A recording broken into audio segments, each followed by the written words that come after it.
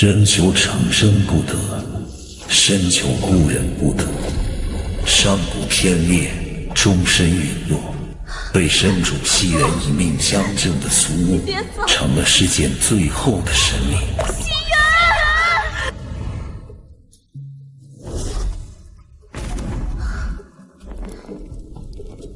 又是那个梦，几千年了，一直不消停。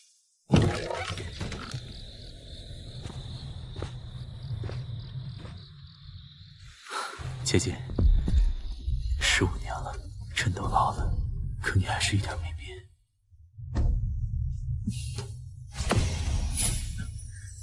我怎么可能会老呢？我已经是世上最后的神明了。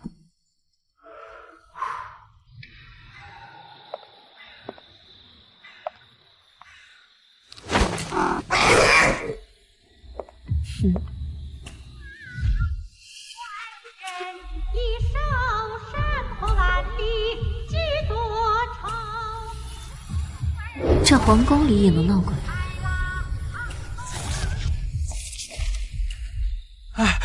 哎呦，苏姑娘，你可算来了！前面冷香院那口枯井死人了。死人，那更要去看看了。尸体堵在沟渠里3天了才发现，你们就是这样护卫皇宫的？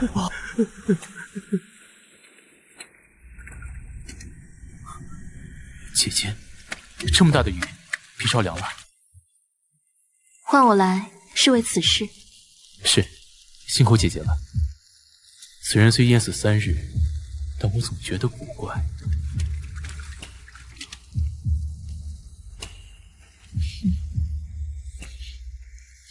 不是淹死的，淹死的人没有这种味道。脸呢？被鱼吃了？不是吃了，这是杀人。不，这是有人把他的脸画走了。都走吧，这不是人干的，朕不怪罪你们。但今晚冷香院的事，若有半个字传出去，臣明白，臣明白。退下吧。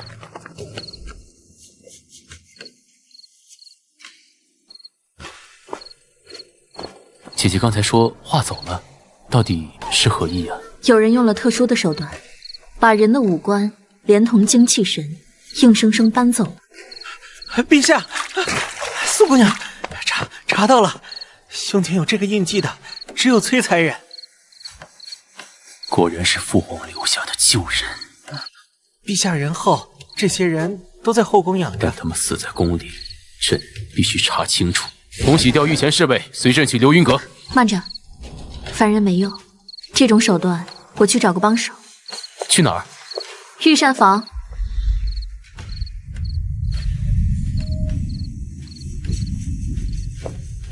姐姐，你带朕来这破地方找帮手？他脾气怪，得给点好处。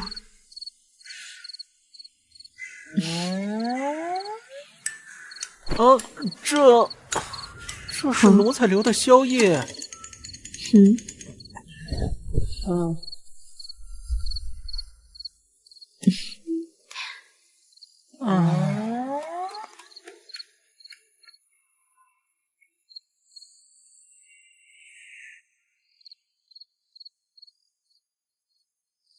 姐姐这是要找个井里的泥鳅做帮手啊？泥鳅？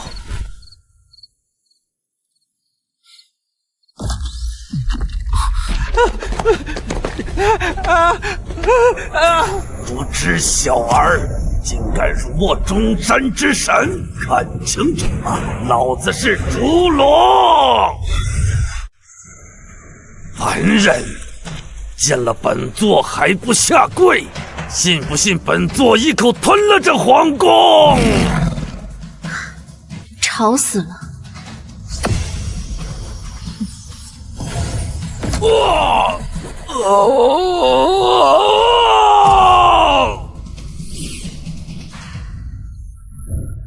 哎呦！你下手轻点儿，老夫这把老骨头哟！别装了，找你是有正事。有个妃子死了，分不清是人祸还是鬼祟。同阴阳那是另外的价钱，不过看在那只鸭腿的份上，老夫就勉为其难。走吧，带路。走吧，同喜，带路。是，就在前面的流云阁。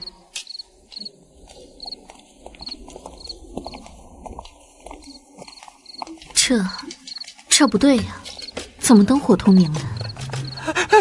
陛下，肯定是鬼！哟，瞧你那点出息，这里面确实有一股子骚味儿。小皇帝，你要是怕了，现在跑还来得及。怕？我9岁在冷宫被姐姐捡到后，就不知道什么是怕了。哼，活人朕见多了，死人朕也见多了。既然他这么想见朕，朕就去会会他。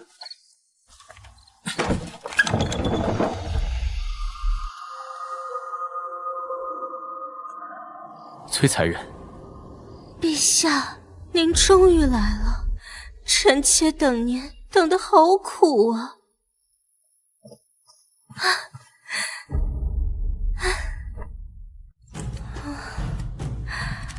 给朕松手！臣妾在流云阁好冷啊，臣妾每天都在画眉，就怕您哪天来了，嫌臣妾老了。臣妾现在的脸美了。朕只想知道，你现在到底是什么东西？什么东西？你说我是什么东西？我付出了这么多，就是为了用这张脸见你啊！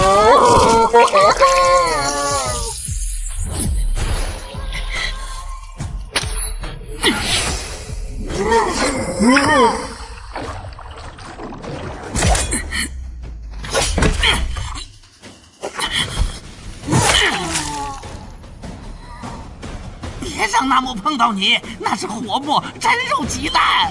没事儿，这还死不了。下来陪我！闹够了吗？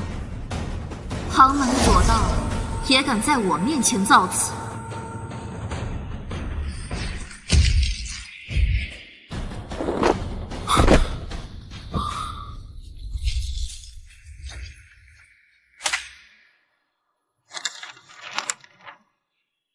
人死在井里，却留下个纸变的妖怪，这种邪术绝不可能凭空出现。陛下，您没事吧？后宫里的各位娘娘现在都在楼下吵着要见您呢。陛下，陛下，看看臣妾，臣妾新学的绿妖舞。陛下，您终于肯踏足后宫了。同喜，怎么回事？朕不是早就给过遣散费？陛下，先帝也走得急，这几十位……陛下，赖在这里守活果，在这宫里，老了比死了都可怕。陛下。崔才人不知道用了什么邪术，谁还动了不该动的心思？姐姐，帮朕看看这里面还有没有画皮。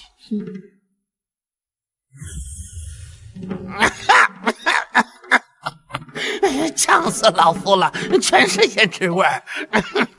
这帮女人身上只有一股子酸腐气，没有妖气。既然没有，那就都散了。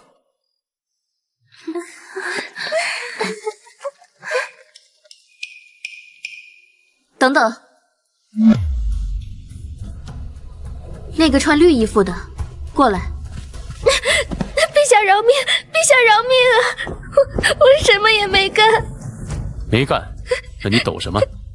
是你害了崔才人。不是臣妾，是崔姐姐。半个月前，崔姐姐带我去逛鬼市，我们遇到了一个穿红衣服的女人，她卖的是青春，崔姐姐就像着了魔一样。臣妾胆子小，没敢买。自从买了那人的墨，崔姐姐就变得古怪。那卖墨的人叫什么？那女人给了这个。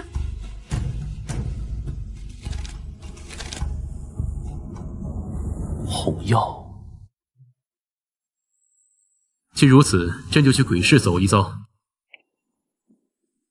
大人放心，鱼已经咬钩了。正好，我也想看看那小皇帝，凭什么能入苏姑娘的法眼？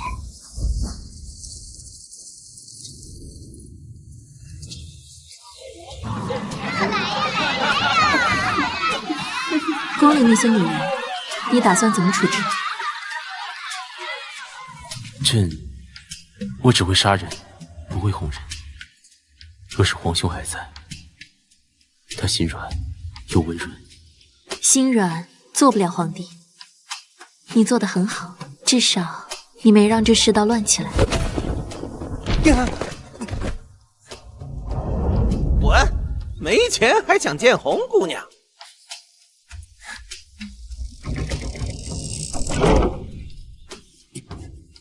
开门！求求你，求求你！我的话还没话完！你疯子！再不滚，打断你的腿！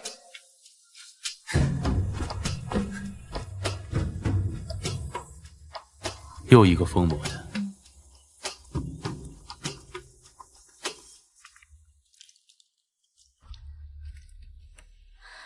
官家好大的火气！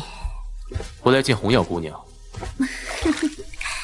买墨呀，那得看公子出得起什么价了。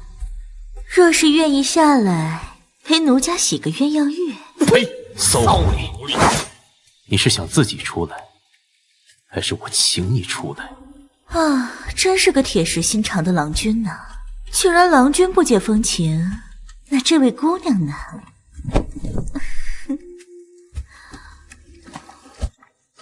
你想知道那墨的秘密吗？离得太远，看不清的。你凑近点，凑近点看，你就什么都知道。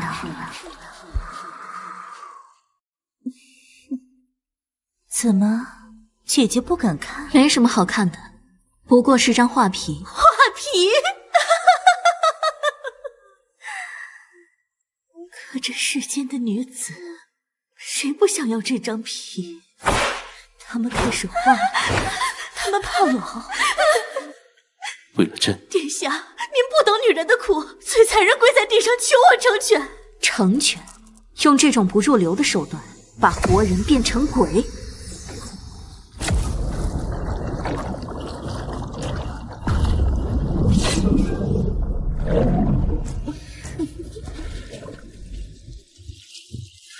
真是不解风情，本来还想多玩会儿的，下次就可别太像奴家。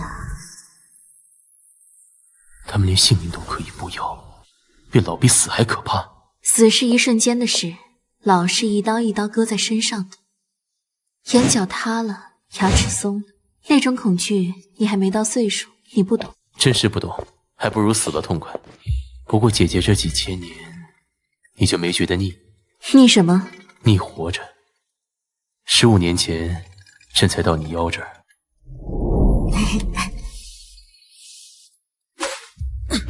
后来朕长高了，胡子也有了，可你还是这副样子，连眼角的皱纹都没多一条，就像在追一个影子，你还在前面，连头都没回。长生不是恩赐，是刑罚。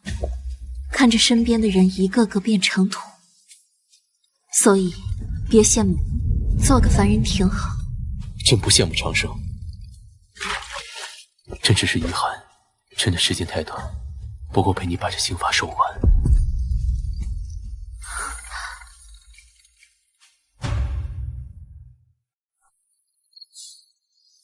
我不觉得苦，因为我这条命是一个笨蛋燃尽了神魂换来的。如果我嫌苦，那他就白死了。陛下，苏姑娘出大事了！流云阁那边，温才女疯了，又疯一个，备马回宫。来不及了，我听到了，他在惨叫，魂魄正在消散。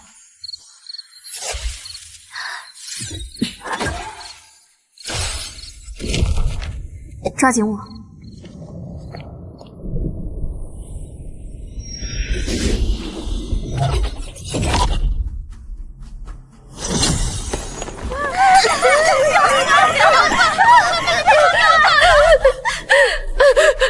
我的脸好痒，把脸还给我！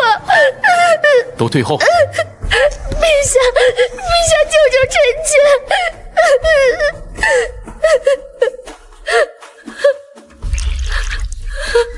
脸已经被拿走了。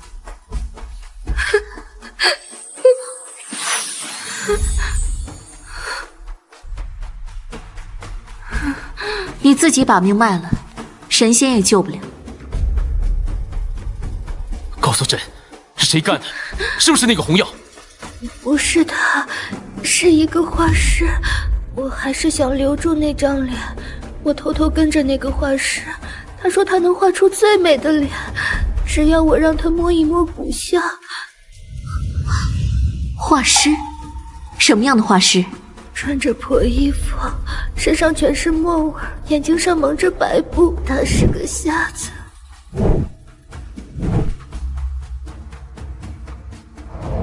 是他。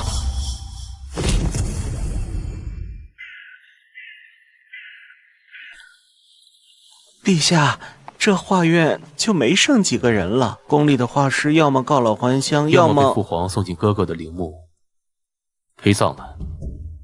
是，现在只剩一位才子，叫韩墨。画技通神，是用鬼神作比吧？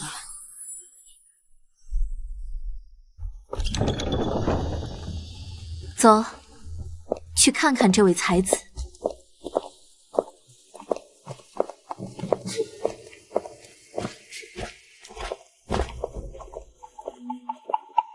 苏丫头，这里不对劲儿，全是神魂，装神弄鬼。别管这些杂碎，正主在里面。贵客临门，蓬荜生辉，看来红药姑娘没留住各位啊。你倒是淡定，知道我是谁吗？脚步虚浮，却暗含龙气。除了当今圣上，还能有谁？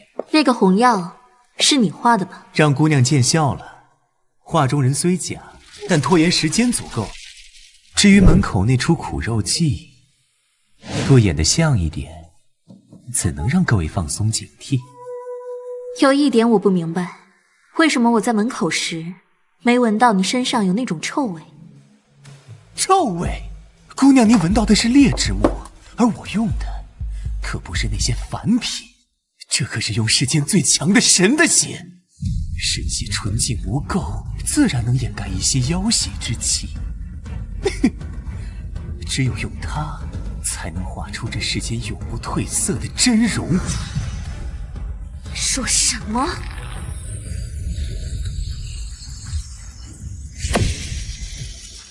那是西元的血，是救世的血，居然用他的血做这种阿杂事！这东西是谁给你的？一位只手遮天的大人物。不过这说起来可就长了。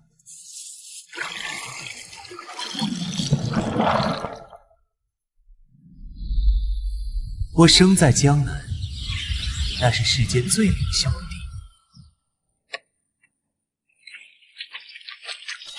旁人学画画的是皮相，而我从小画的便是骨。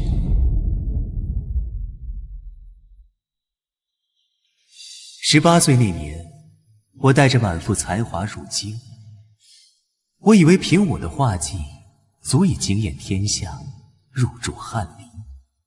不可能，不可能，不可能，这绝不可能！那帮考官眼瞎了吗？庸才，全是庸才！韩兄，算了，这京城的画坛讲究的是规矩，是圆滑，你的画太利了，那些老学究看不懂也不敢看。听兄弟一句劝，回江南吧。是这世道太丑陋，没有人配得上我的画。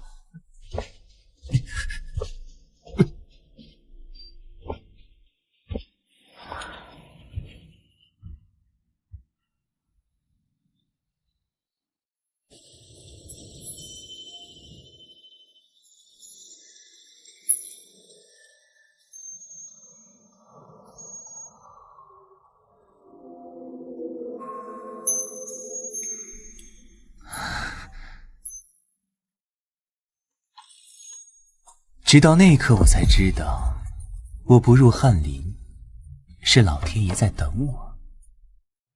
他在等我遇见这世间唯一的真角色。我成名了，因为画出了他的神韵，我成了京城最炙手可热的画师。大小姐，你慢点啊。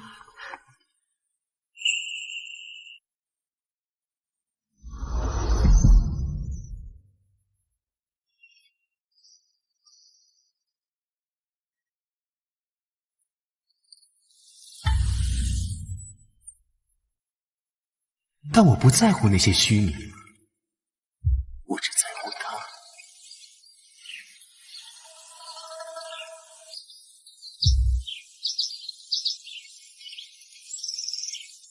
他。哎呦，公子，请。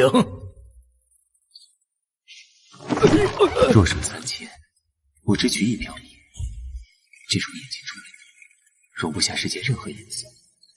那几年是我这辈子最快活的日子。可好景不长，人无千日好，花无百日红。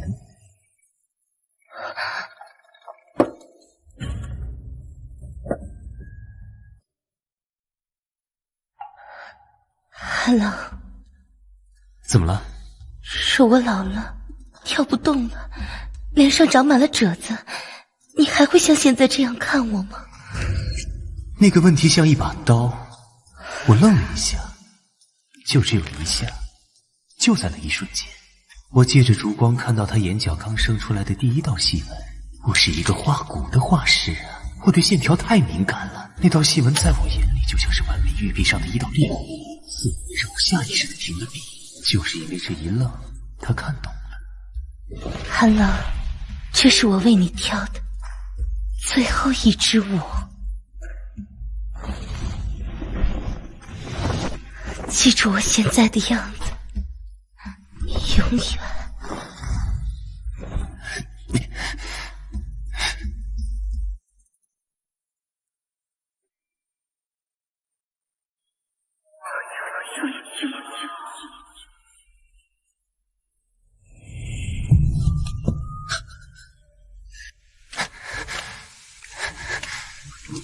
流光死后，我疯了。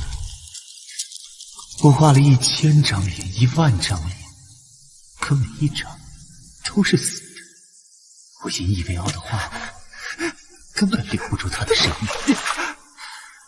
直到我遇到了那2位。画皮画骨难画魂，你这双手可惜了。大人，他就是那个韩墨。给他吧，也是个痴情的可怜人。我悟到了，画骨只是浅的，但这墨里有神，用它可以画神。那个大人说用这个画出来的东西能活，所以你来了皇宫。是啊，皇宫里的美人最多，这里的怨气也最重，最适合养画。而我成全了他们。崔才人跪在地上求我，他说只要能留住这张18岁的脸，他宁愿明着我花。是你利用了他们。那个给你墨的人没告诉你，这墨是要吃人命的吗？告诉了，那又能怎样？只要能画出完美的东西，命算什么？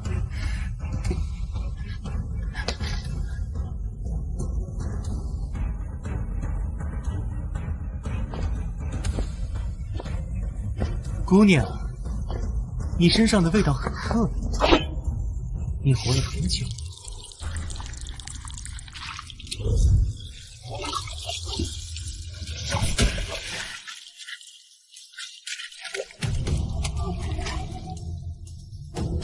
你不会老，时间在你身上是停滞。你是这世间最完美的花，让我画一笔，就一笔。画完这，我就能把那个人真正画完。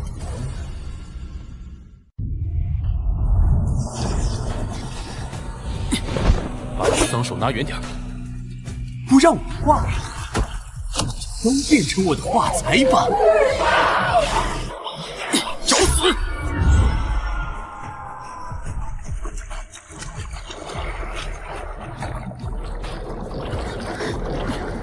这是运气化形，反铁杀不死他们。太多了，看不完。姐姐，擒贼先擒王。那瞎子用神血墨护体，老东西，别睡了。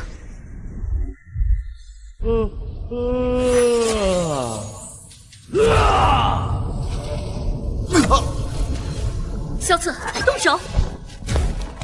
去死！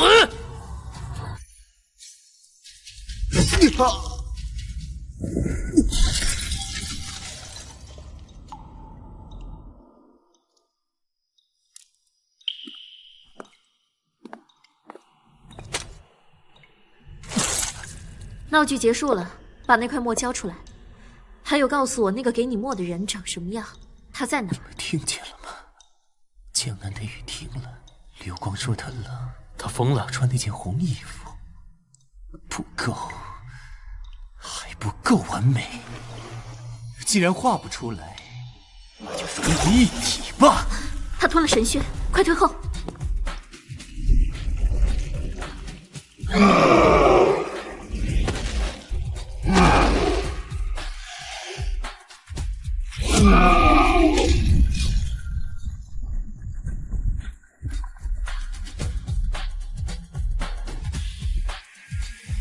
这下麻烦了。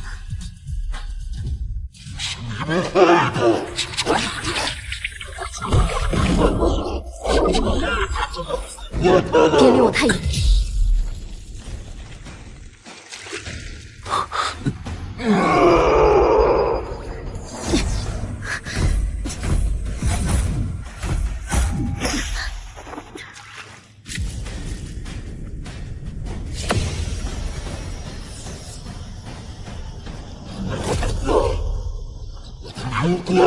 那个女子早已化为枯骨。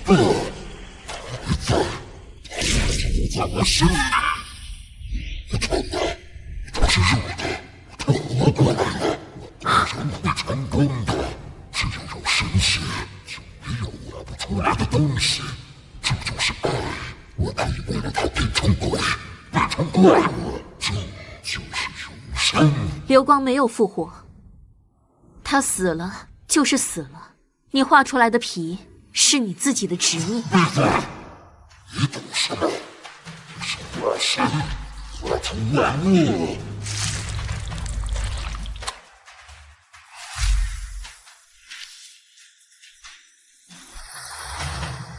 况且你也画不出来，因为哪怕用了神血，凡人也画不出长生，更描绘不出神明。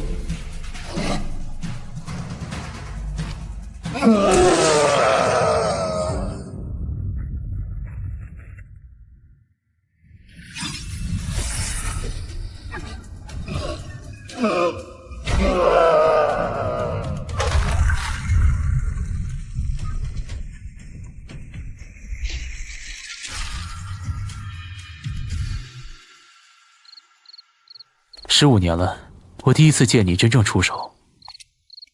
神明的强大确实不是凡人可以想象的。其实我是最弱的神。当年那场大战，真正的神明都陨落了，最强的那位掌管星辰的神，他挥挥手就能点亮整条银河。可惜那个傻子，为了补天，他把自己烧成了灰。现在的神界只剩下一片废墟，和我这个只能点灯的废物。吓着了吗？吓着，姐姐，朕是在冷宫长大的。小时候我觉得这世上全是恶鬼，在冷宫时我就不怕鬼了，但我怕冷。后来他冻死了，手还是硬的，掰都掰不开。直到那天在雪地里，你提着这盏灯，给了我一口热乎饭。苏母，神明有没有通天的本事我不在乎，只要能在灰暗的时候给我点亮烛火，那就是好神仙。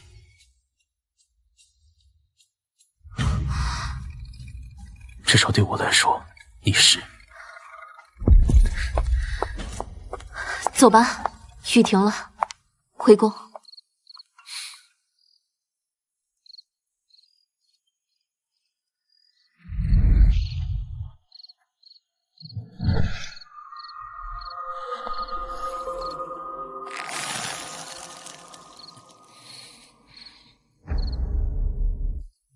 姐姐慢点走，等等朕。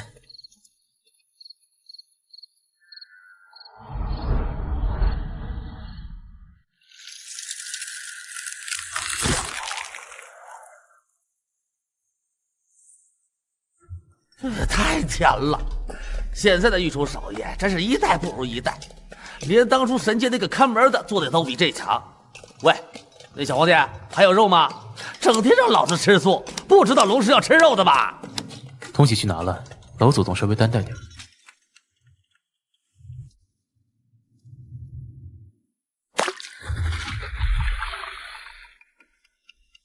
查到了？查不到。这墨里只有一丝神血，剩下全是怨气。能提炼出这种纯度的，不是人，那就是鬼了。姐姐心中可有人选？有些猜想，不过这东西太脏，留不得。但这宫里人多眼杂，我不放心别人。你去把它倒进护城河冲丧了，切记别沾了地气，要看着它化干净。好，朕亲自去。把他支走，是有话不想让他听。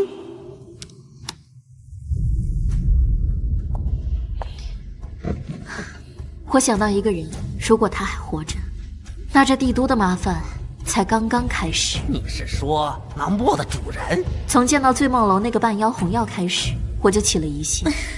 他身上的妖气被遮掩得太完美了，完美的不像是个野路子。直到刚才我淹了那块神血墨，那墨里有西元的血，更有足以掩盖一切妖气的阵法。这种手段，这世上没几个人会，应该是百里辉的手笔。百里辉，那个当年导致天裂、引发诸神黄昏的罪魁祸首。当年西元不是一剑把他劈碎了吗？连渣都没剩啊！没死透。哼，祸害1000年。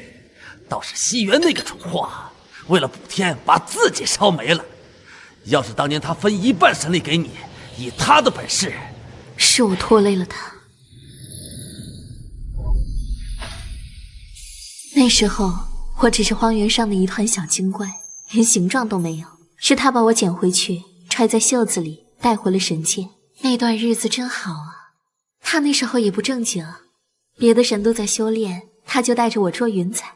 我笨，刚修成人形，老是从云端掉下去，但他每次都能接住我。阿木别怕，这满天星星都是本座的，摔不着你。他说，以后不管去哪儿，只要看见星星，就是他在看着我。可是后来天亮，罡风吹进来，我太弱，一下就碎了。我只记得那一瞬间，他疯了一样扑过来，把漫天的星辰都震碎了，把所有神力都剥离出来，一点把我的残魂骗过去。他是司掌星辰的神，是当时最强的神了。可他把生机都给了我，自己却去填了那个窟窿。我这副身子是他给的，命也是他给的。他让我活，我就得活，哪怕像个怪物一样赖在人间，我也得替他看着这片天。哎，不对劲儿！怎么了？没事儿，可能睡太久了，感应差了。天冷了。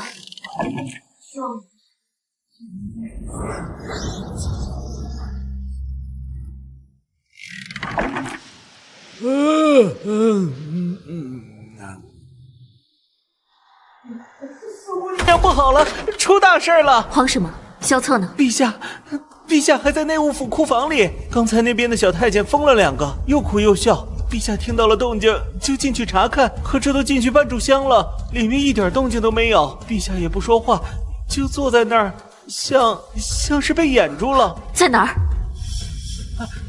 西库房。带路。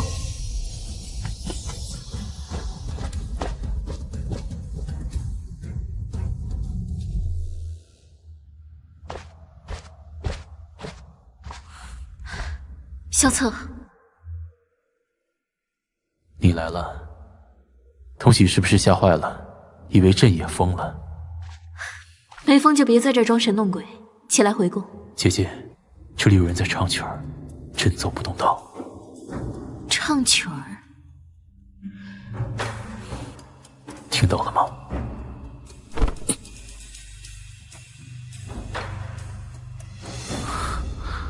他在唱采莲曲，带着苏州口音，全天下只有朕那个死去的娘是这么唱的。不仅唱，还唱得一模一样，连中间那几处走调的地方都学去了。刚才那一瞬间，朕真的以为回到了冷宫。娘正拿着针线坐在我对面，一边剥衣服，一边哄朕睡觉。朕知道是假的，可朕握着它就是舍不得甩。你也听听。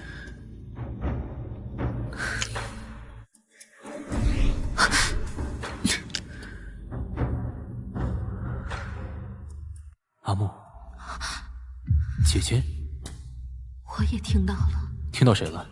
一个故人。故人？我听到了我娘，你听到了故人。看来这破石头专门挑我们心里的死人下手。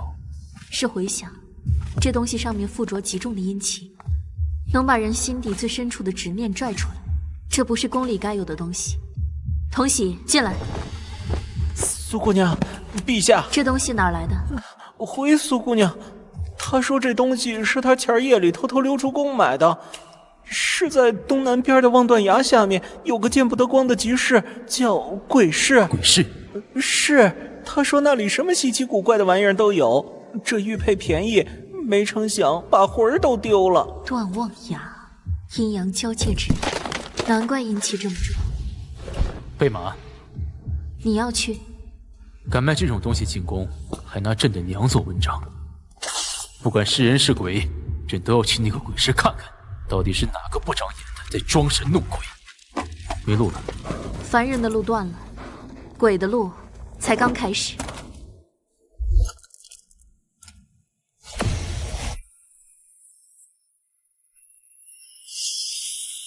跟紧我的灯，别回头，别应声。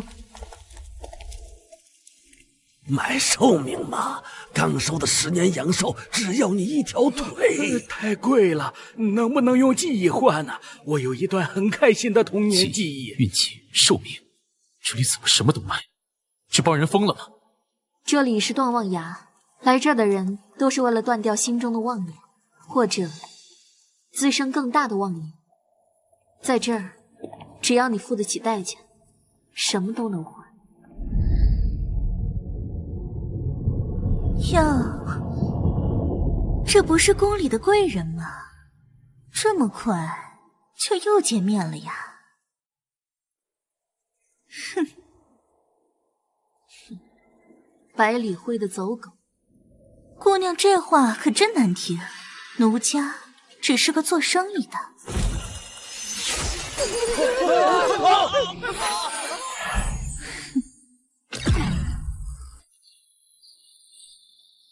鬼市铁律第1条，禁武。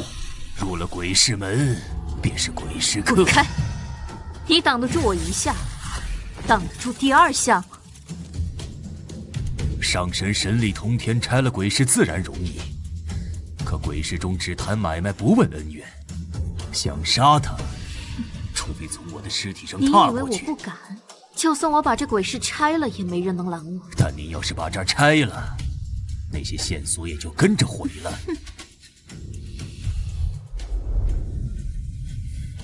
姐姐，放手！他说的对，杀人容易找人难。你是神，这地方不值得你动气。既然鬼市讲规矩，我们也不是不讲理的人，只要你们给个说法。多谢贵人体谅。哎呀，这就没戏看了。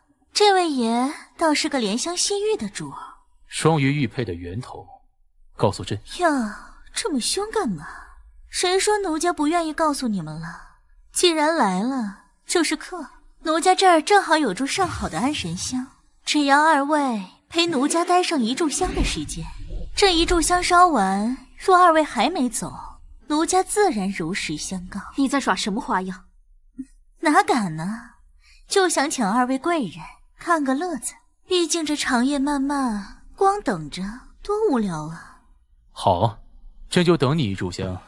希望香灭之后，你的嘴还能这么利索。那戏开场了，红瑶姑娘，求求您，再借我一点本钱，只要1点点，我一定能翻本。赵老三，你连老婆的嫁妆都输了，还有什么本钱？我有命，我拿命换。烂命一条，鬼市不收。不过，咱们既然等香灭，不如顺道赌一把。你要赌什么？赌他敢不敢要这东西。这是转运蛊，逢赌必赢，但他吸至亲的阳气，赢越多，家里人死得越快。邪物！我会告诉他代价，若他还要，算我赢；若他不要，算你赢。虎毒不食子，他虽烂赌，也是人妇，若还有一丝良知，绝不会拿妻儿的命去填。朕赌他不要。爷，您坐太高，看不见泥里的脏东西。张老三，接着，这东西能让你富甲一方，但这钱是用你老婆孩子的命换的。赢了100两，你儿子可能就见不到明天的太阳。还有救！哎呀，不敢要就算了，可惜今晚赌方开了大局，这一把要是赢了，别说翻本，买下半个京都都够了。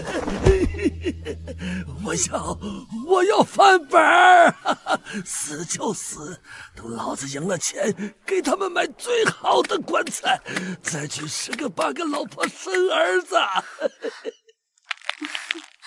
哎呀，陛下，您输了呢。您看，这就是人，穷疯了的人比鬼还可怕。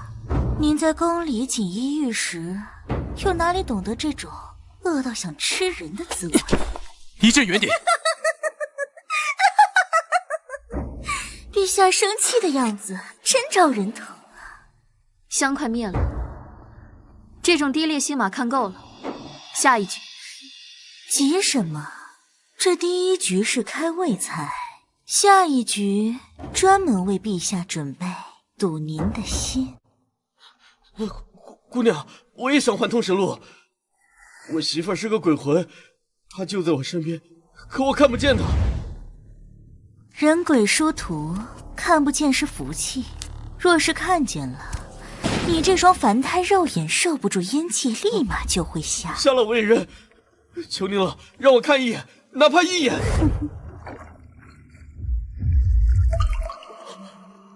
这是娘子，原来你长这样，你真好看。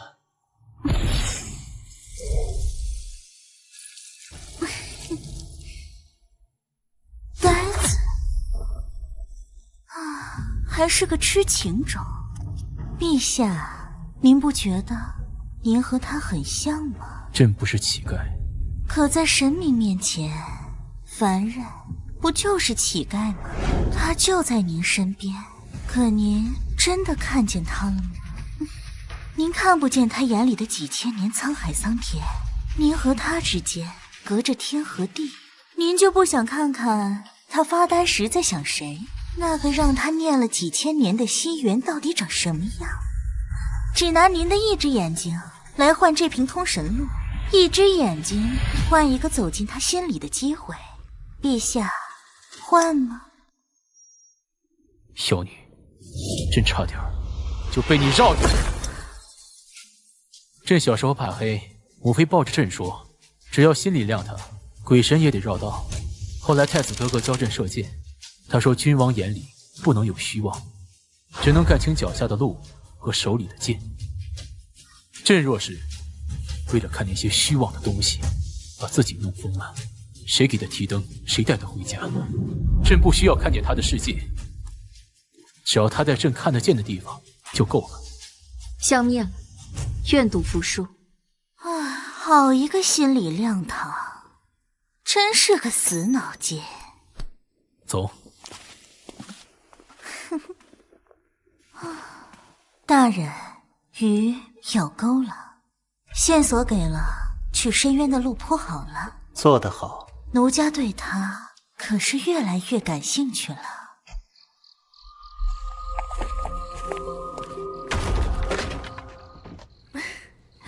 二位客官深夜闯门，是买货还是卖货？朕来问这东西的来历。本店出的货多了，不记得这一个是卖给了谁。你这里太干净了。姑娘何意？做古董生意的多少会沾点死人的残念，可你这里连一丝阴气都没有。沈掌柜，你在怕什么？或者说你在藏什么？姑娘好眼力，既然陛下亲自来了，那有些积了几十年的旧账确实该翻一翻了。旧账？朕与你素未谋面，何来旧账？这香名为一回，这位姑娘还有陛下，方才问这古董里有没有残念，那您听过活人的哭声吗？什么？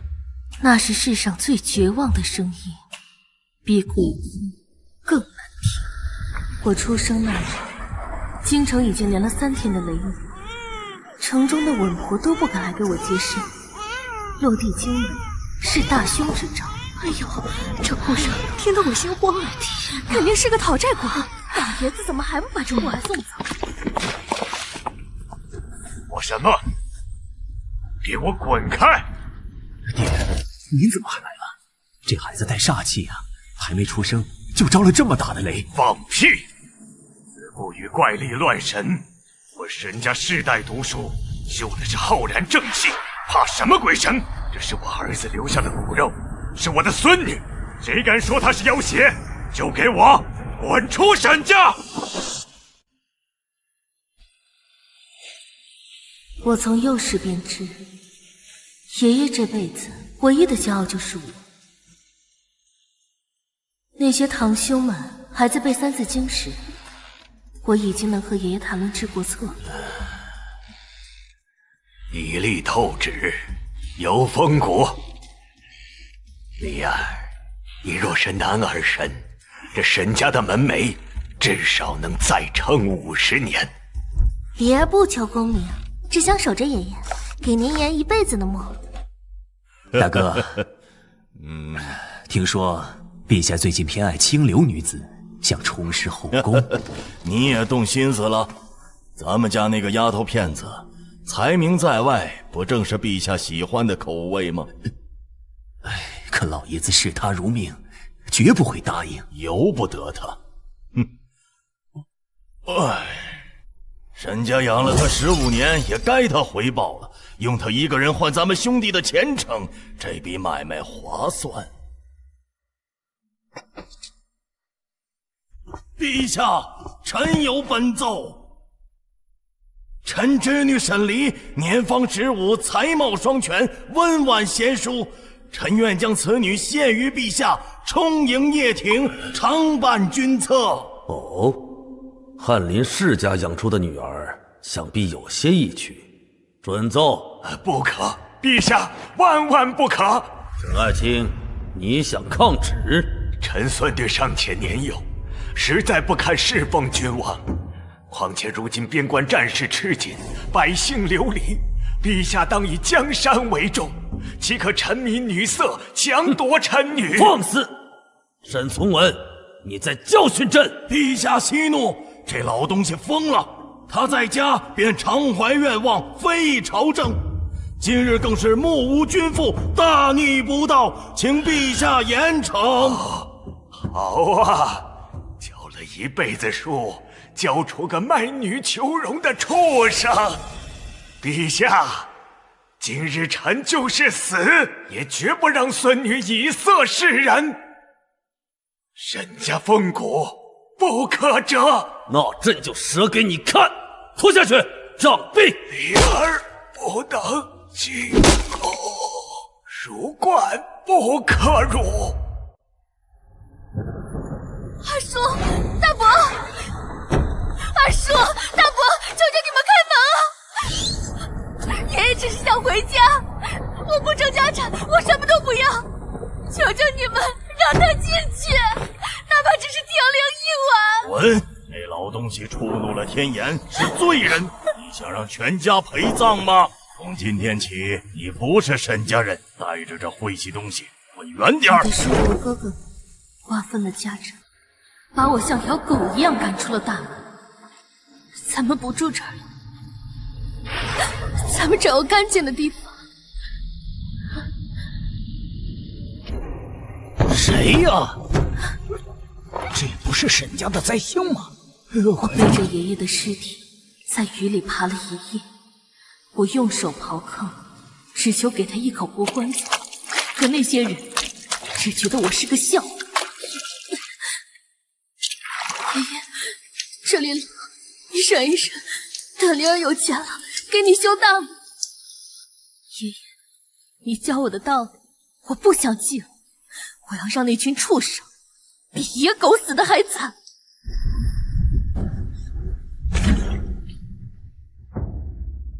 恨吗？这个世道，好人活不成。拿你的良知和未来做交易，我给你复仇的力量，换吗？换。后来我回去了，凭着那位先生给我的喜宝，我夺回了家产，在京城开了这家琳琅阁。你用他给你的邪物害人，那是复仇的利刃。当年那群畜生也被我一个个找了出来，我让他们跪在我面前，学狗叫求饶，我亲手折磨他们，听着他们惨叫，直到他们死得不能再死。我赢了，可却感觉空虚，看着那一地烂肉，我心里一点快意都没有。因为我发现，真正杀我爷爷的罪魁祸首，不是那群蠢货，是你那个该死的父皇。可他死了，我大仇得报，却发现连恨都没了着落。你做着大印的江山，流着他的血，这笔账只能算在你头上。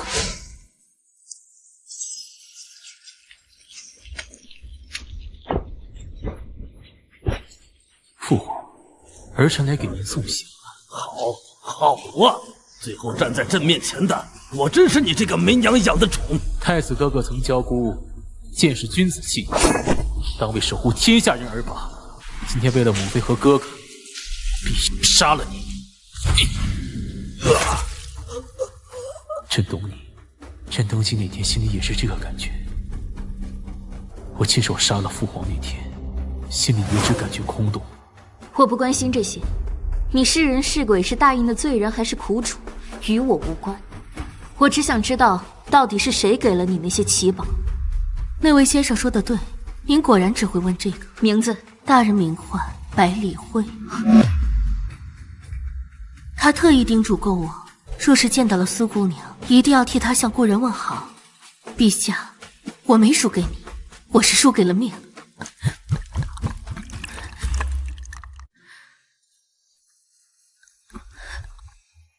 大人说，你们要的东西就在断网崖的井里。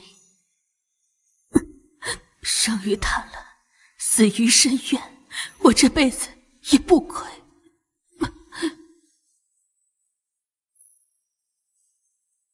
尘归尘，土归土，走吧。既然那人在井底等我们，就别让他久。下来呀！好吵！别听，这是妄语。心越乱，声音越大，抓紧舞。跳。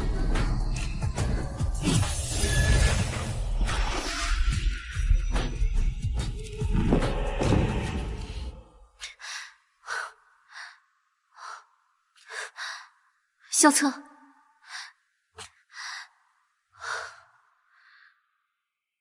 萧策，你在哪儿？别喊了，那小子命硬，死不了。过来，陪老婆子下完这盘残局。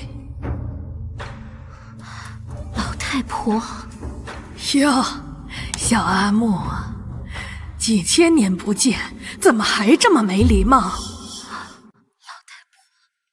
你还在？太好了！怎么回事？别散！求你了，别散！我有神力，我分给你。没用的，老太婆，我早就死在当年那场浩劫里了，因果断了，神仙难救。许愿不在了，你也别不要我。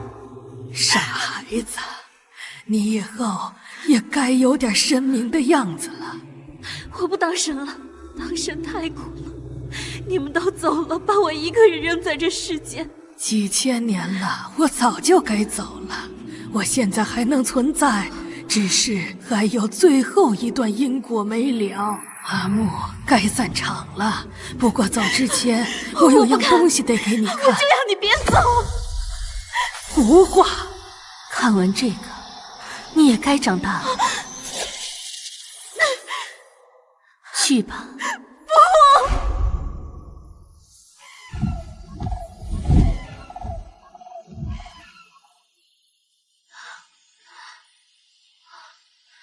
这是几千年前西园为我缝制的衣衫。阿木，怎么又在走神？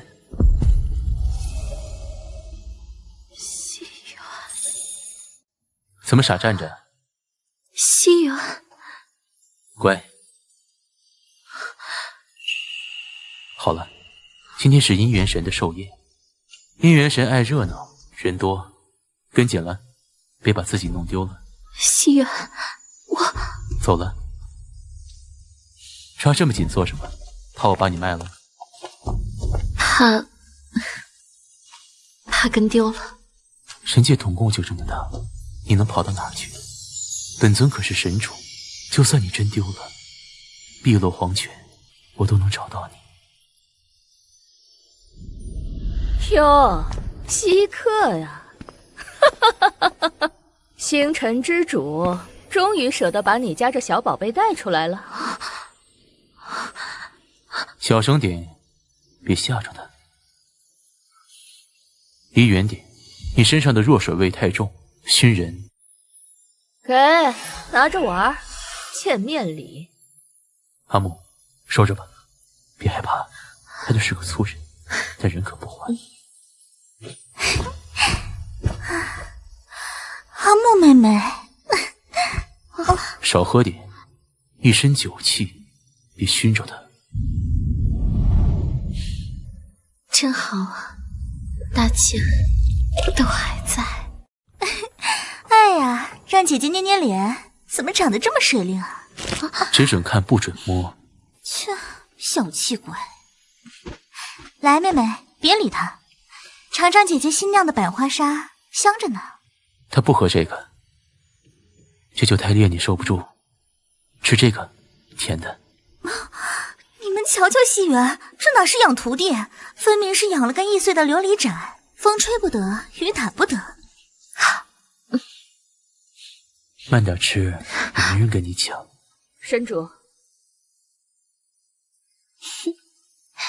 小气。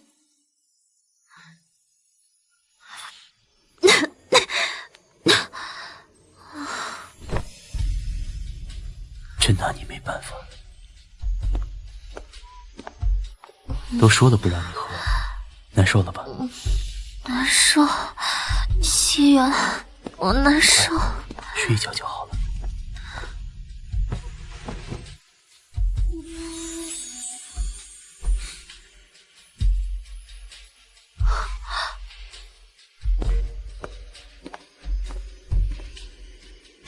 寿宴已过，神主缘何又来寻我？我来求一件事。求什么？求长生。你已经是神主了，授予天启。求力量。这满天星辰都是你的。求姻缘。求姻缘。是为了那个小丫头吧？那个叫阿木的半神。她不是半神，她很乖，也很努力。她只是刚刚成神，神格不全罢了。再给我点时间，我多分她些神力，她自然就能补完。别小瞧了她，她可是我捡回来的宝贝。是，可你要想清楚，你是众神之主，她是靠你的神力才成神的小丫头，你们的命格差了108000里，哪怕是姻缘红线也牵不到一起。我知道。别跪，西安，你是神主，你怎么能跪？所以我才来求你，我不求红线，那个太容易断了。我求您给我们下个婚锁。婚锁？你疯了？那是要把你的本源神魂切下来一块，硬生生融进他的神魂里。不要，西安，不要！那是剥魂之痛，身体受损万年难愈。别说了，我什么都不要了。下了魂锁，从此以后你中有我，我中有你。他若伤了，你也只能看着他，守着他，连轮回都进不去。你想清楚了吗？不想，西安，求你了，我不要你守着我，我要你入轮回。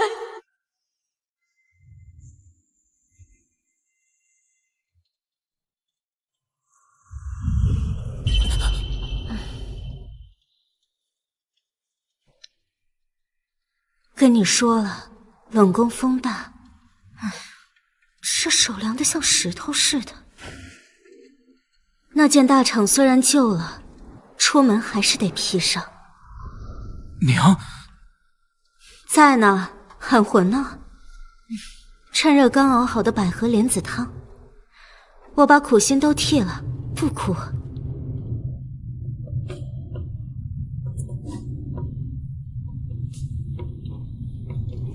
是不是嫌这碗破了？内务府这个月还没送新瓷器来，委屈吾儿将就一下。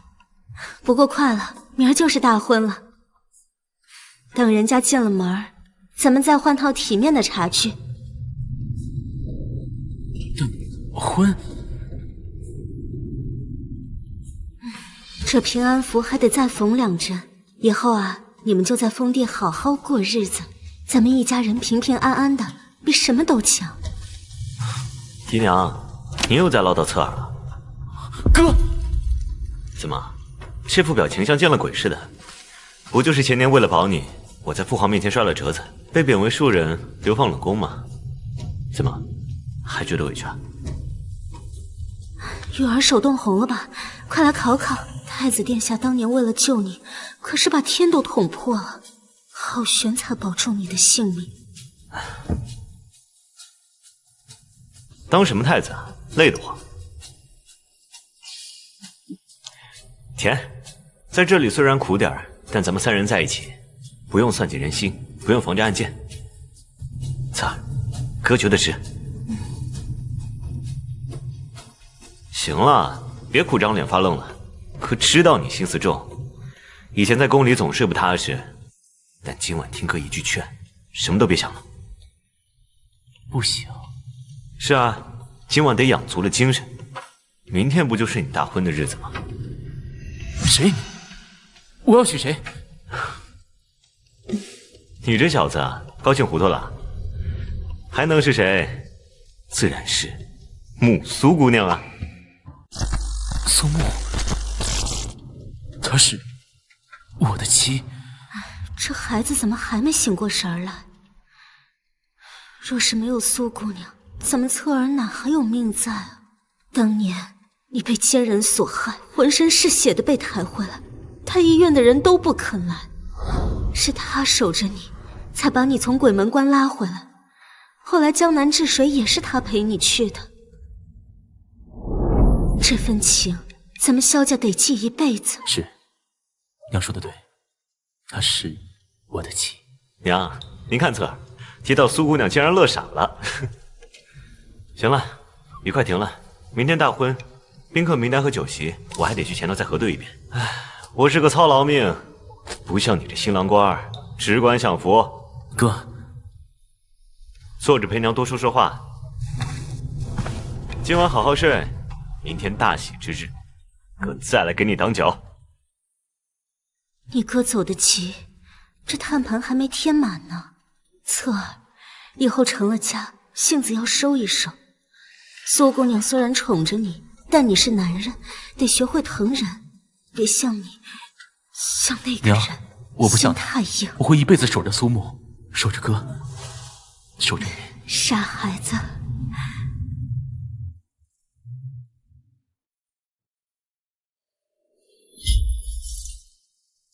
谁？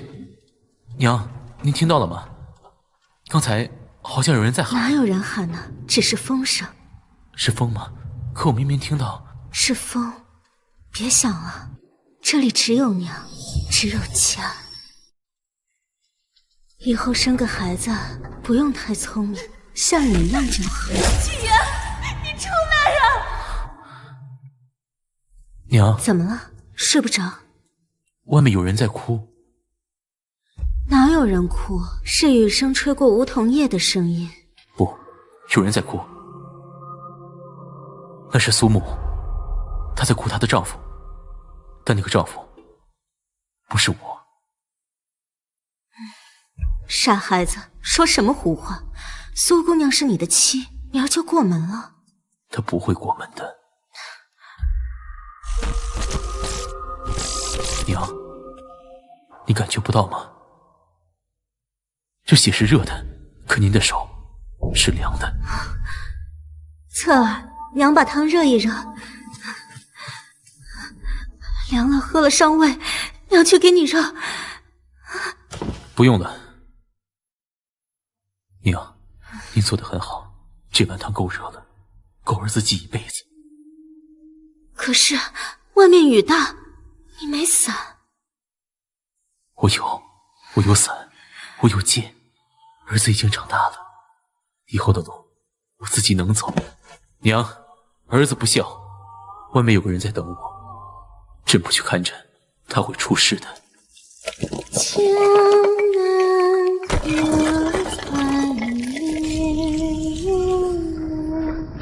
江南可采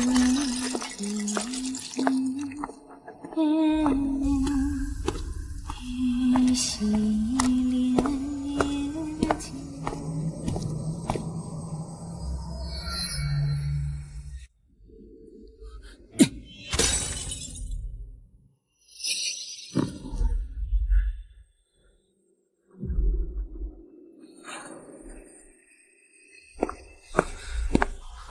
苏木，苏木！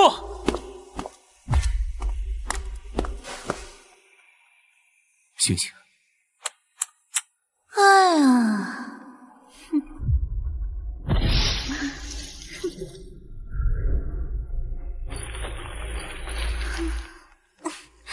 陛下真是好定力，那么温柔的梦，连奴家看了都想沉溺其中。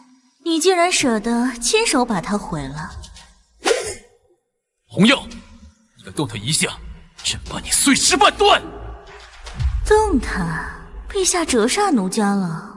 他可是神明，借奴家100个胆子，奴家也不敢对神出手啊！你什么意思？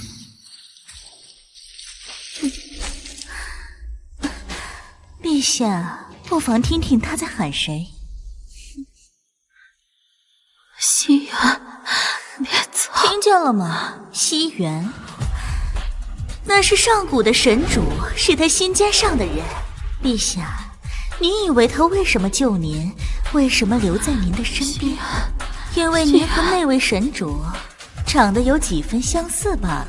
您拼了命去救他，可他梦里梦外喊的都是别人的名字，值得吗？哼，为了一个心里没你的神，还要在这渊底赔上性命。陛下，您真傻。说完了。什么？替身又如何？朕不需要他在梦里爱我。朕是活的，只要朕还活着一天，陪在他身边的就是朕，给他提灯的是朕，带他回家的也是朕。他爱谁是他的事，但朕偏要执着。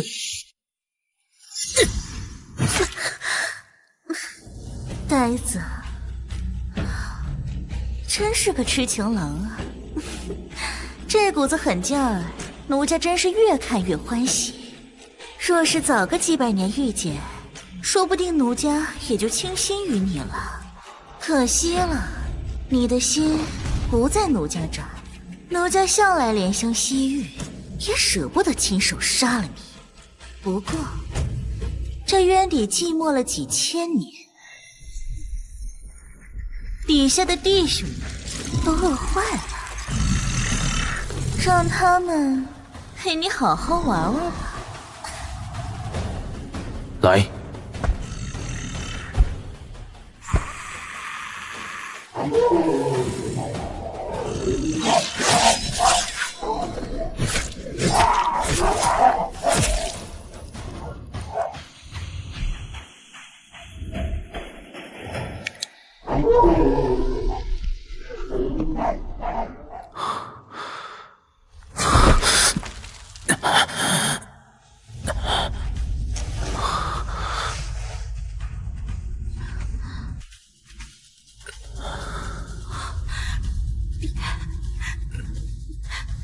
别流了，血流干了，你会死的。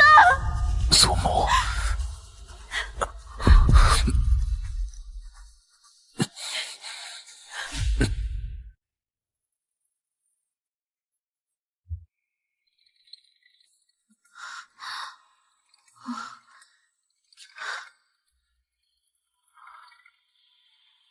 醒了。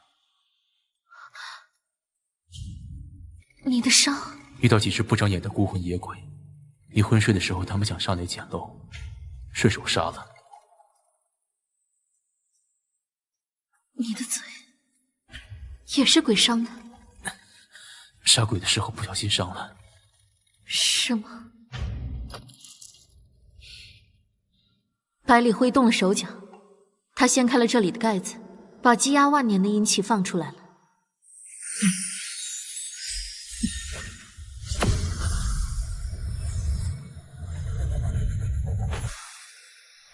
这事算结了吗？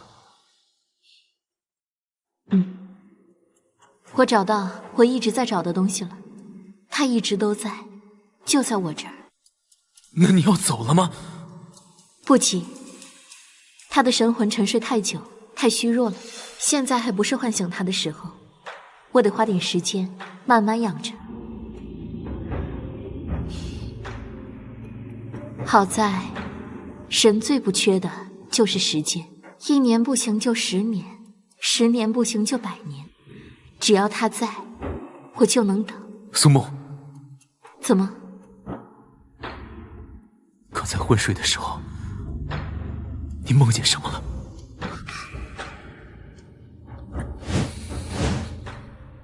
没什么，我们走吧。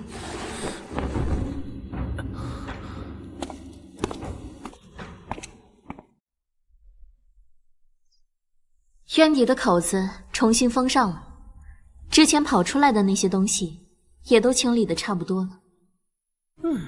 百里辉那小子费那么大劲儿把阴气放出来，肯定不只是为了恶心人，他在试探这世间还有没有能拦住他的东西。让他试，他也只能做些偷鸡摸狗的勾当了。等我想办法找回西远，在绝对的力量面前，阴谋诡计不过是跳梁小丑的把戏。那你接下来打算怎么办？就在这宫里傻等着？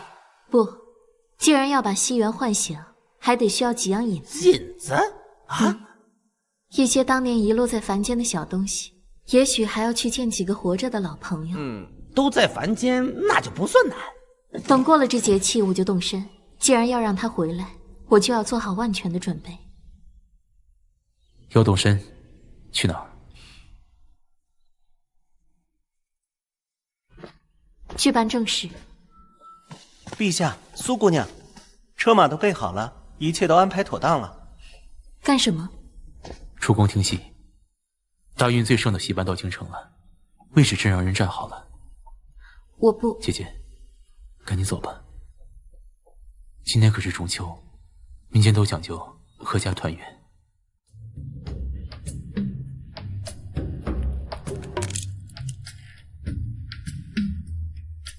尝尝，这可是朕下了密旨才请进京的锦绣班。这台柱子楼云川在民间千金难求一票，这蟹也是朕挑了最大的。擦擦，满手的油腥气，也不怕蹭到袖子上。蹭不到，快尝尝，凉了就行了。怎么样？尚可，比御膳房以前做的强。自从上次摧残人那事之后，朕想通了，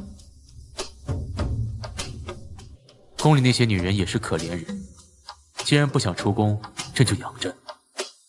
只要她们不作妖，该给的赏赐、炭火，朕一份不少。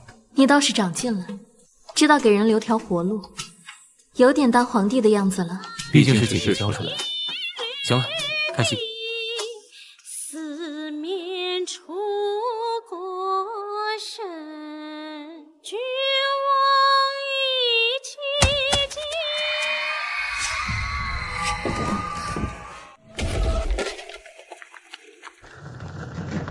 天子脚下还敢行凶，所有在台上的人，统统押走。朕也通融，我们是皇上亲自请进京的啊！天王老子请的也得去顺天府，都给我带走！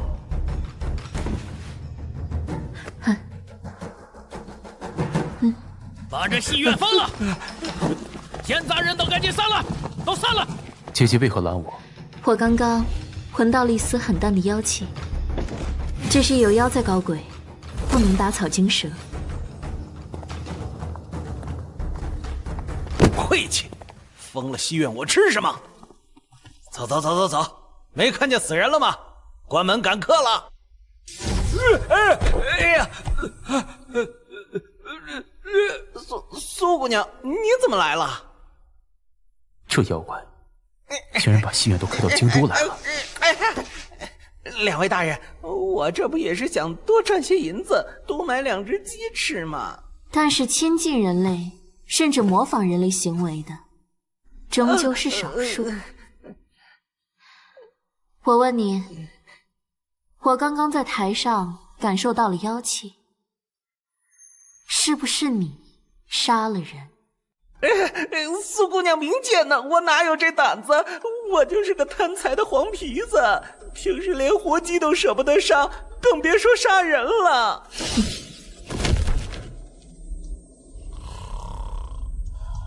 哎呦！干什么？睡着觉呢？招呼都不打一声就拽老夫出来，能不能有点礼貌？这里出了命案，是妖怪做的。是你这只小妖吃了人，敢在老夫的眼皮子底下坏规矩，我现在就吃了你！猪楼，不是他，这黄皮子胆子太小，但我又确实闻到了妖气。你来闻闻，这里有没有异常？没有妖气，但是有毒的味道。跟我来。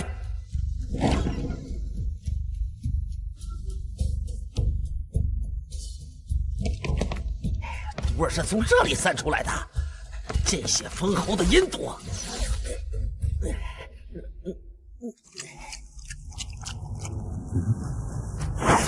出来！哎呀，爵爷饶命啊！我什么都没有看到，我一直在后台守着行动。这杯子是谁的？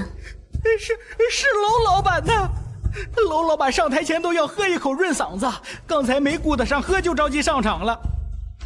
哦，他是知道茶里有毒。这茶不可能有毒，楼老板的嗓子是咱们锦绣班的命根子，这茶水绝对不会让外人碰。每次都是大师兄亲自泡好，亲自端过来，亲自看着楼老板喝的。你说的大师兄是谁？就是外面死的那个李师兄。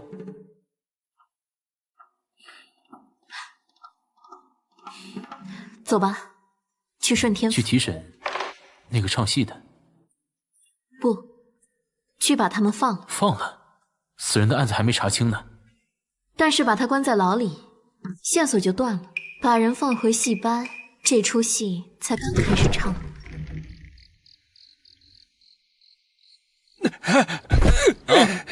拿好你们的零碎，上面发话了，案子和你们没关系，赶紧走。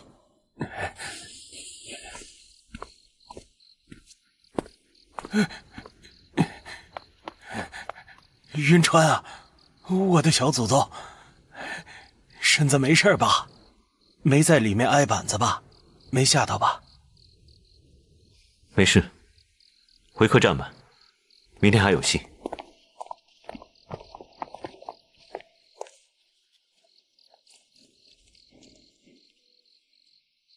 陛下，人已经放了，这死个戏子的案子，哪用得着您亲自费心呢？朕做事需要向你解释。臣该死，臣多嘴。退下。这件案子，顺天府不用管。臣遵旨。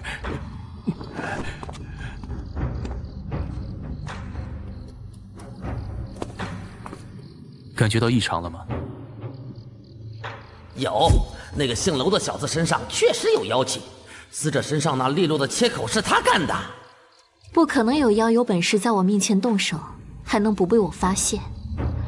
除非，反正杀人的不会是他，他身上的妖气太淡，应该是和妖接触过。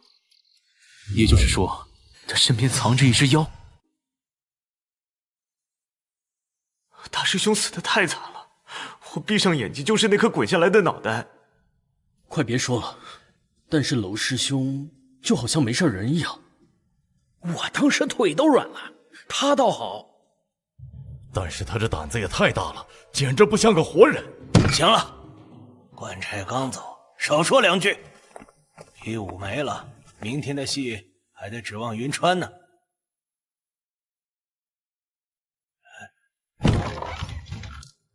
打扰诸位老板了。你们是谁？怎么进来的？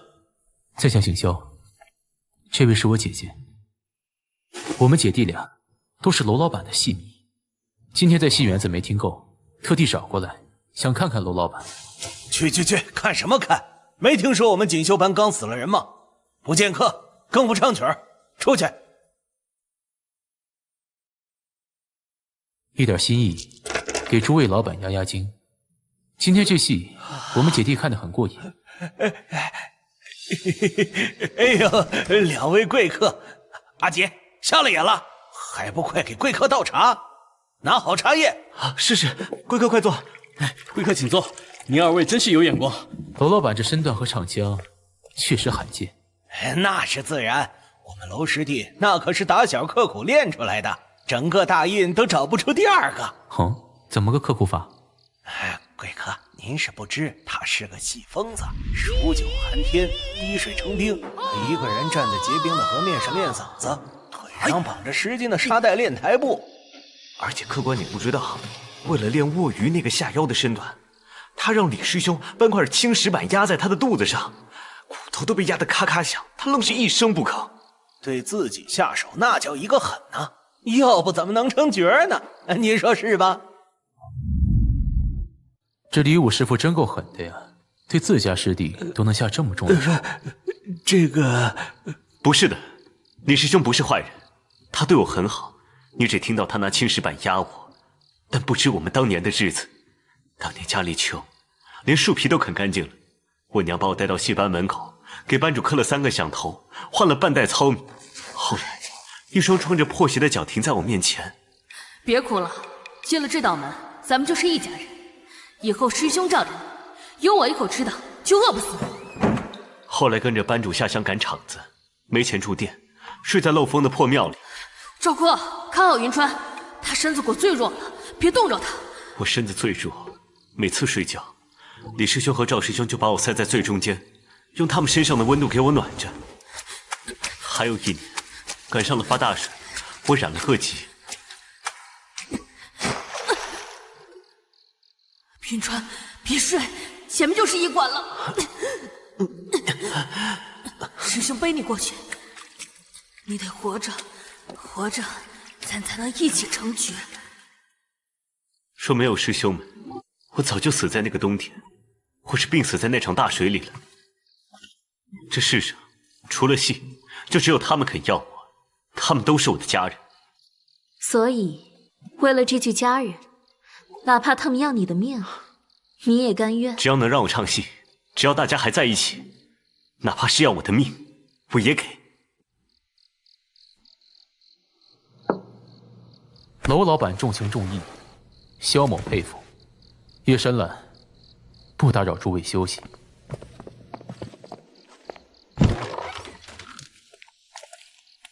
他们师兄弟感情这么好，那李武为何要在后台的茶杯里下毒，要毒死娄云川？因为人会变，过去的恩情是真的，现在的杀机也是真的。台上的霸王为了虞姬能拔剑自刎，台下的霸王却只想往虞姬的茶里下毒。咱们今晚就住这客栈里瞧吧。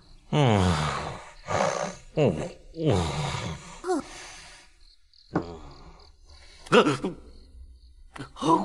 了，水太死现原形了。京都这么多妖怪的吗？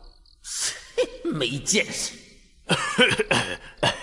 2位客官可是要住店？2间上房。怎么了？他和我一起。嘿，臭小子，你什么意思？针对本座是吧？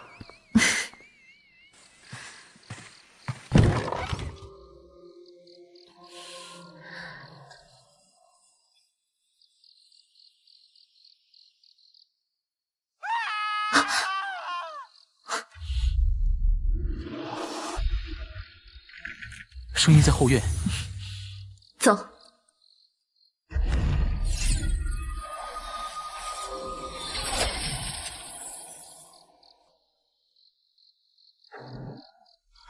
师兄，师兄啊！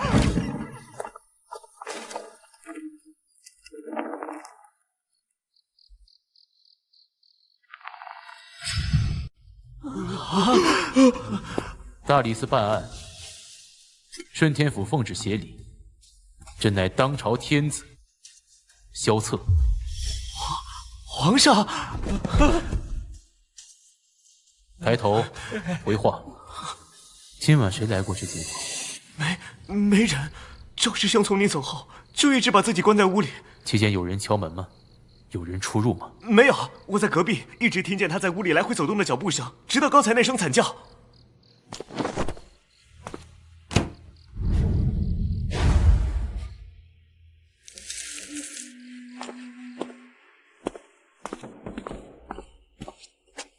门是刚刚被我从外面踹断的，窗户是从里面锁死的，没有任何外人进来的痕迹，现场也没有打斗的脚印，这是纯粹的自杀。半个时辰前，你还说他们是你的家人，现在你的家人把自己吊死在房梁上，你就只会这样看着。师兄，不要问了，他的悲伤是真的，眼泪也是真的，没有半分作为。赵括的死不是他干的，没有外人进来，也不是他干的。那赵国为什么突然寻死？不对，那个班主呢？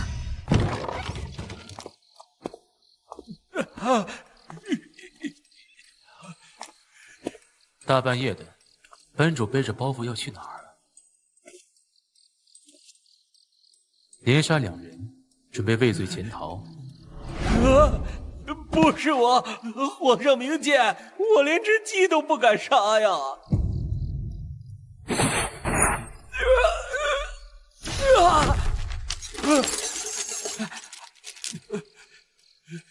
！30万两，你不是畏罪潜逃，你是想独吞这30万两。班主，你不是说西北一直亏空吗？骗我们！上个月小豆子发高烧，你连抓药的铜板都不给，让他硬熬。这是个畜生！放屁！养你们不用花钱吗？吃饭穿衣，打点顺天府，给戏园子老板塞好处，哪样不用银子填？这是我们拿命赚回来的钱。对呀，什么你们的钱？我带你们跑江湖，饿了10几年肚子，现在好不容易熬出头，我想多赚点养老钱，怎么了？我欠你们的吗？你只管自己发财，根本没往我们当人看。皇上，草民贪财，在这连着死人，这不是草民干的呀！放手！肯定是戏班里招了不干净的东西，求皇上放草民走吧。你这身冷汗不是被班主吓出来的？你知道是谁杀了人？我知道是谁，是娄师兄，是娄云川干的。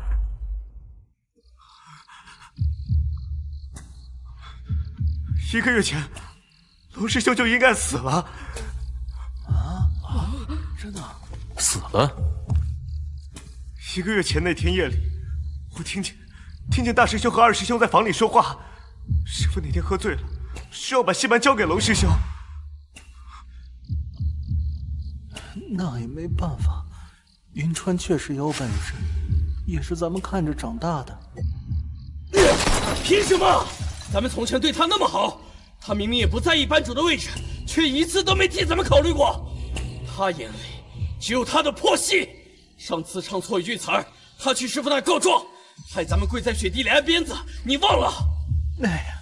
那你想怎么办？劝他去后林，让他采捕兽夹断一条腿，唱不了戏就行。靠咱俩养的，还和以前一样照顾他。后来下起了大雨，他们俩把娄师兄忽悠了出去。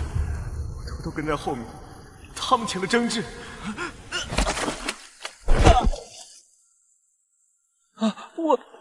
我不是故意的，他晕了，我们走吧。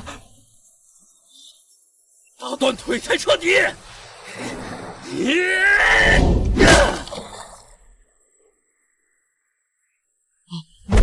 没气了。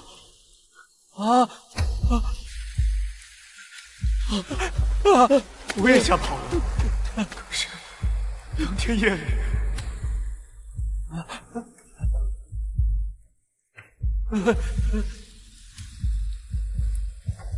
师兄，怎么还不睡？那晚之后，娄师兄就像什么都没有发生过一样，每天照常练功、唱戏。可是大师兄和二师兄要疯了，他们觉得是鬼魂索命，想尽办法让娄师兄死。所以昨日在后台，茶杯里的毒是他们下的。是，他们试了很多手段，娄师兄却都没事。后来，他们觉得娄师兄肯定是得到了什么宝贝。就在昨天登台前，我还听见大师兄和二师兄在屋里嘀咕，说找到了。他们说，终于知道娄师兄为什么戏唱得那么好了。然后，他们今天就接连死了。1个月前在后山，到底发生了什么？后山，我不记得了，我只记得我想唱戏，想带着大伙儿成角过好日子。只要成了角儿，以后的师弟们就都不用挨饿受冻了。阿七说他们找到的宝贝到底是什么？我知道了。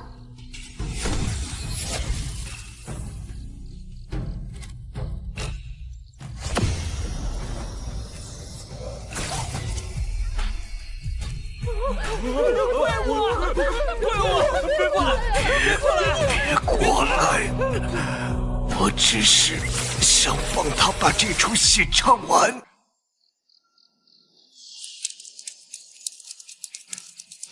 是你，几百年前在神界雷泽那只被天雷劈断了腿的小蜘蛛。哪位上师还记得？我叫芝娘。既然有几百年的道行，怎么虚弱成这副样子，连人形都画不出来了？1个月前在后山的林子里，他其实已经断气了，只剩一口怨气叼着。所以，你也是用这个东西杀了那2人？我想救他，所以我散尽了千年的妖丹，强行把他的魂魄锁在身体里。妖丹碎了，我就变回了原形，再也没法修炼了。用千年道行保一个凡人，你倒是舍得，但你没本事让他重新站起来。说吧，那些操控他的细丝是什么？果然，我就知道是天机丝。这是当年西元用来勾勒星鬼、编织命盘的神物。所以，你也是用这个东西杀了那2人？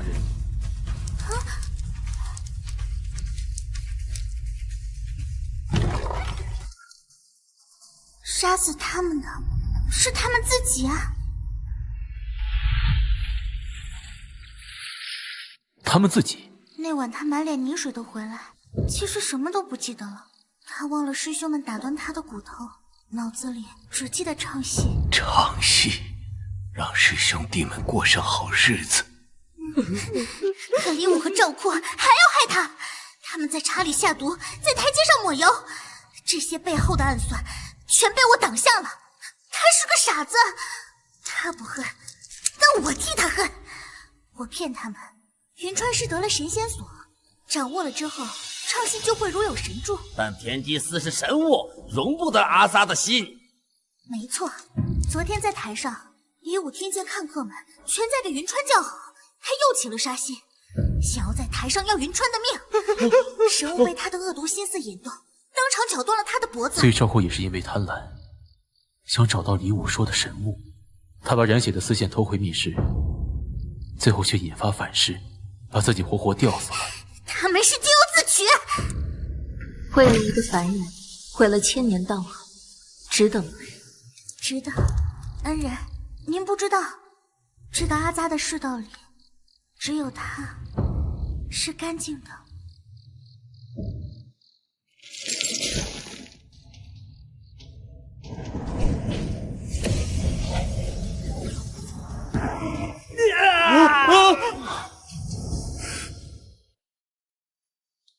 恩人，做妖怪的日子其实很难熬的。芝娘，人都是一群靠不住的东西。可是姐姐，那个书生以前不是说最爱你吗？他看见了我的原形，转头就拔出了切菜的刀。我那时不懂，但我知道，人类连那么美的姐姐都看见我肯定会打死我。我胆子极小，可是那红尘烟火太暖和了，我只敢在大雾天偷偷溜下山，躲在角落看一眼。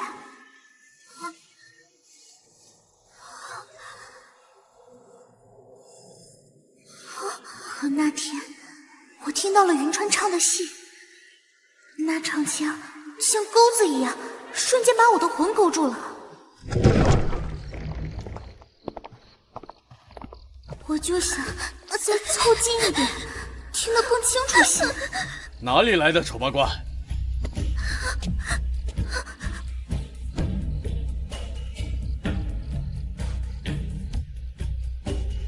长得跟鬼一样，也配来听戏？哟，还是个怪物，真晦气！别打我！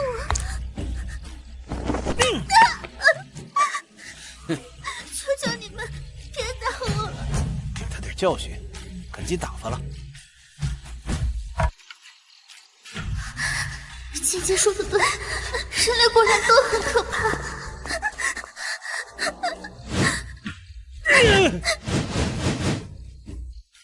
住手！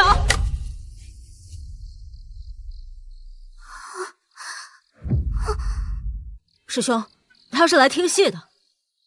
既是听众，便是知音，哪有把知音往外赶的道理？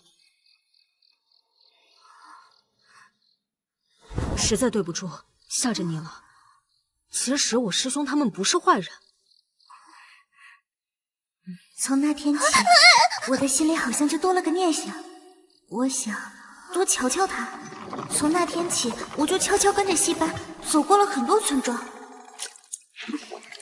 我很丑，不敢靠近，只能偷偷做点事报恩。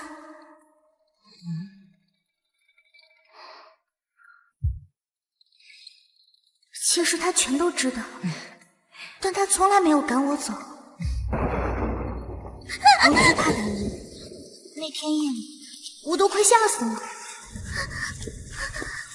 打来了，怕不怕？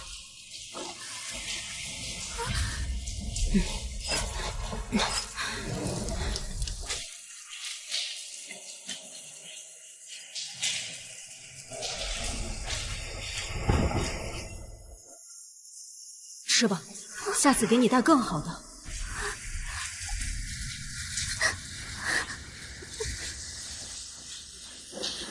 等我以后成了角儿，赚了钱，就给大家买大宅子，再也不会漏雨了。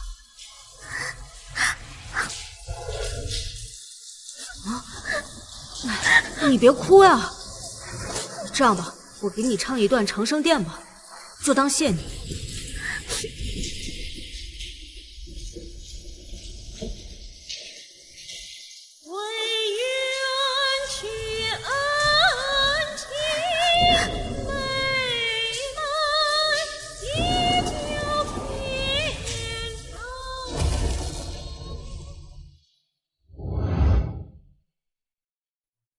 那天夜里，我偷偷拿宰相的铜板给他买了一块新帕子。我发现他不在，找过去时正好看到师兄们带他出来，但我怕离误他们，没敢跟上去。可等了半天他都没回来，我才察觉不对。你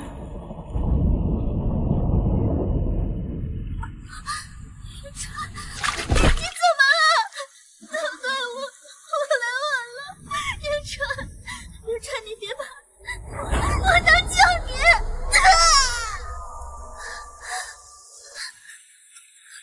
我把1000年的药汤给你，你会没事的。你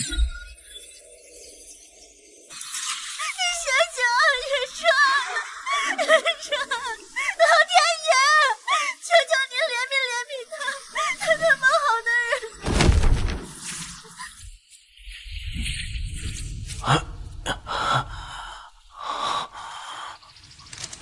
云川，你醒了。我要唱戏。他活了，但只能靠着我的丝线行动。他脑子里只剩下唱戏的执念。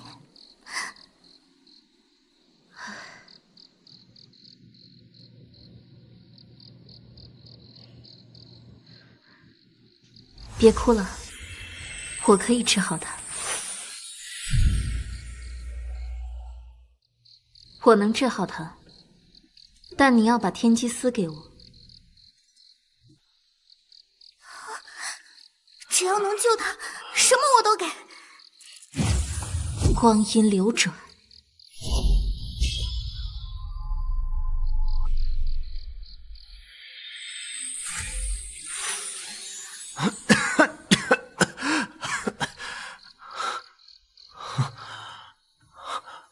师娘，是你吗？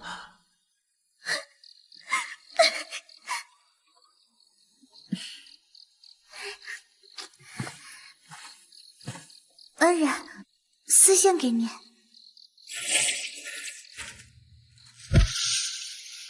谁？神物归我了。放肆！区区蝼蚁，你敢抢神物？找死！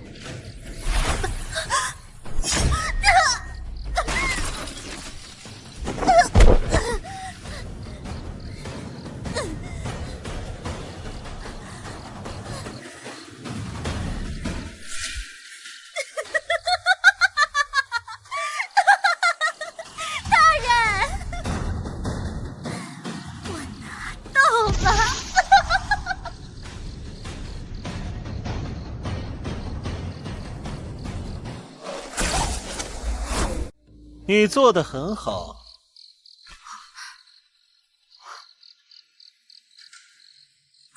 大人，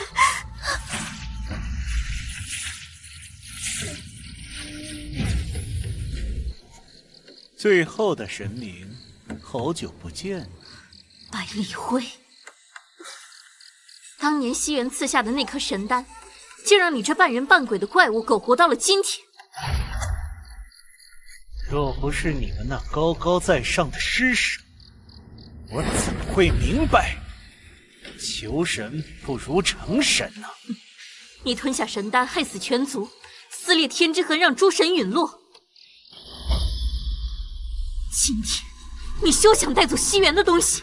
在下自知现在还不是苏姑娘的对手，今日就不奉陪了。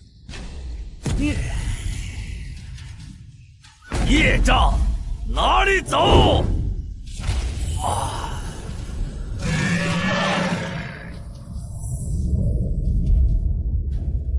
想往哪跑？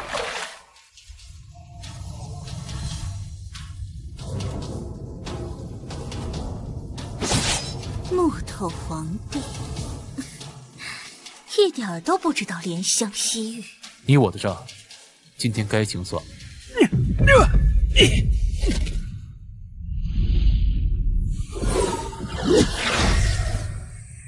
死！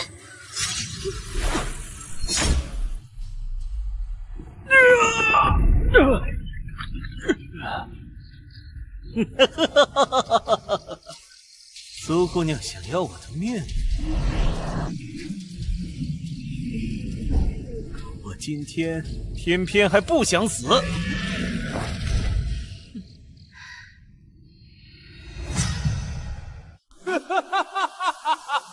苏姑娘，留个老熟人陪你玩玩。水神，他们当年为苍生而死，你竟敢亵渎他们的尸身！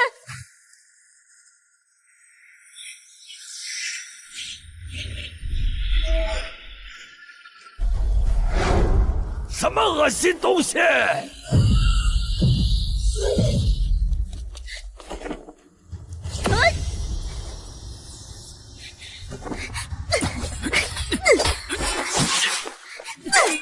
你这么拼命护着他有什么用？在神明眼里，你不过是个随时会死的凡人宠物，他怎么可能把你放在心上？闭嘴！尘归尘，土归土。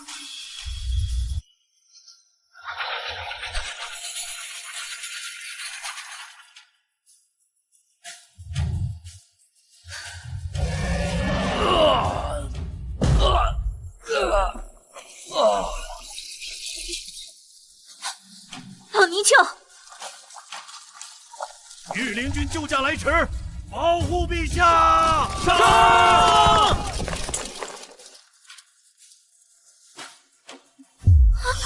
御林军，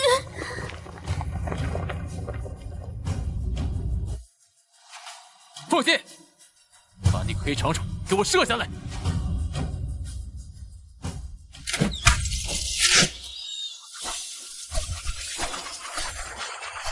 放箭！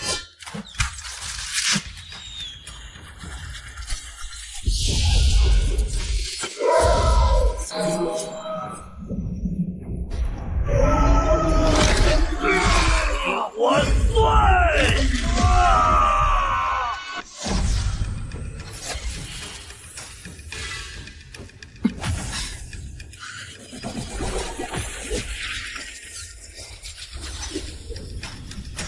这气息，原来是西园的那个小丫头啊！好好活着。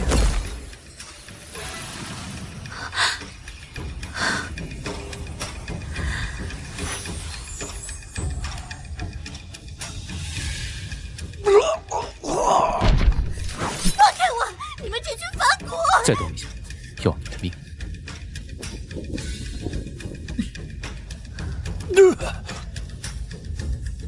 你的死期到了。慢着，我知道复活西元的办法，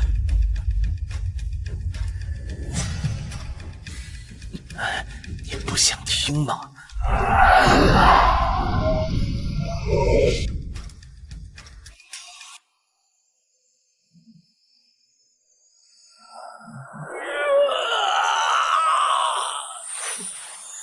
我不听废话。大人，带回去，严加审问。今日妾身不凑巧，就不陪殿下去喝茶了。小皇帝真狠心，以后有机会再调教。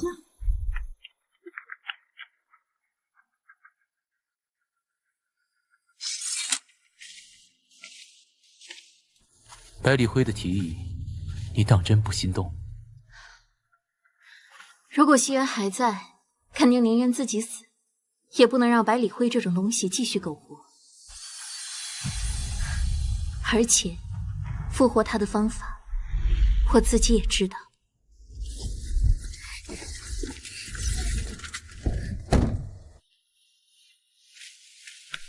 二位，多谢成全。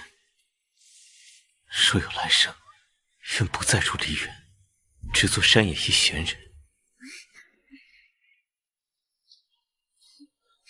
妖为人散尽修为，人为妖放弃舞台，这种情分当真难得。这就是凡人的相守，不论美丑，不论残缺，只要还在身边，就是好的。那这破阵子的事儿总算结了，可以回宫了吧？就是，我都快散架了，赶紧歇歇吧。哎呀，小小子这次做的真不错，老夫这几天都不骂你了。不，接下来我们要去一趟江南。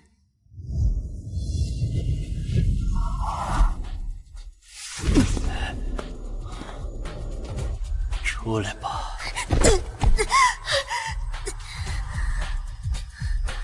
苏木居然真的不动心，直接就下死手。你错了，